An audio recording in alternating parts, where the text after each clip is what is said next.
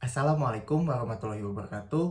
Halo teman-teman, perkenalkan nama saya Raditya Pradipta, mahasiswa semester 6 di Universitas Islam Bandung, Prodi Akuntansi.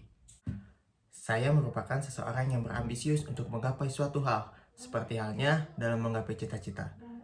Di masa menjadi mahasiswa ini, cita-cita saya yaitu ingin mendapatkan sebanyak-banyaknya ilmu dalam dunia kerja yang bisa diimplementasikan ketika nanti saya sudah memasuki dunia kerja yang sebenarnya. Lalu, saya juga mempunyai cita-cita dan keinginan untuk mempunyai pekerjaan sebelum lulus dari Universitas Islam Bandung. Selaras dengan apa yang saya cita-citakan sebelumnya, motivasi mengikuti internship DDB Telkom ini yaitu ingin bisa mengembangkan wawasan dan pengetahuan saya dalam role atau bidang yang saya pilih, yaitu pada bidang desainer, general, dan marketing.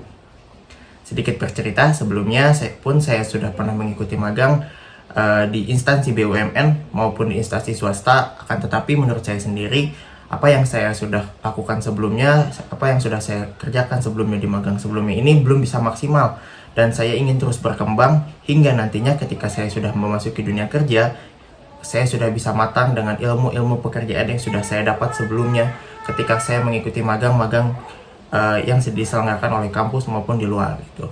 Motivasi pasti dibalut dengan adanya komitmen. Komitmen ini yang harus saya tepati ketika saya melakukan internship di DDB Telkom ini.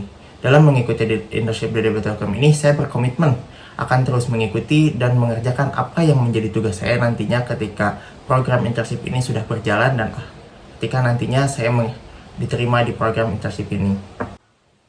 Kesibukan saya selama ini, selain aktif dalam bidang akademik, saya pun turut aktif dalam bidang non-akademik. Seperti apa yang sedang saya jalani hari ini, menjadi seorang Kepala Departemen Kajian Keilmuan Himpunan Mahasiswa Akuntansi periode 2021-2022. Tugas pokok dan fungsi dari Departemen Kajian Keilmuan ini bertanggung jawab dalam meningkatkan pengetahuan dan intelektualitas baik dari segi pendidikan maupun keagamaan di kalangan mahasiswa aktif dan para pengurus Himasi.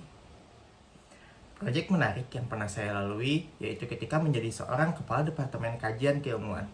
Ini merupakan hal baru dan menarik bagi saya sendiri karena sebelumnya, satu periode sebelumnya ini saya merupakan staf ahli departemen atau wakil dari Kepala Departemen Sumber Daya Manusia yang notabene-nya mempunyai tugas pokok dan fungsi yang berbeda dari Departemen Kajian Keilmuan.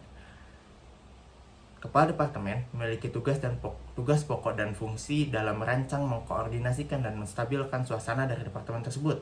Dalam satu periode atau 12 bulan masa jabatan, banyak hal yang sudah saya lalui, mulai dari melakukan rekrutmen staff, sampai dengan merancang apa yang menjadi kebutuhan mahasiswa aktif ataupun kepengurusan untuk satu periode berjalan.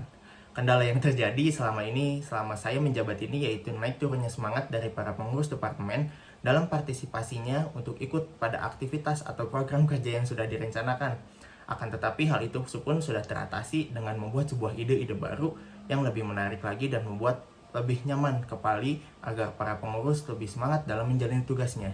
Hasilnya, para pengurus sudah mulai bisa nyaman dengan aktivitas yang dijalankan, dan hasil pribadi bagi saya yang saya rasakan yaitu meningkatnya kepercayaan diri saya dalam berkomunikasi dalam sebuah aktivitas.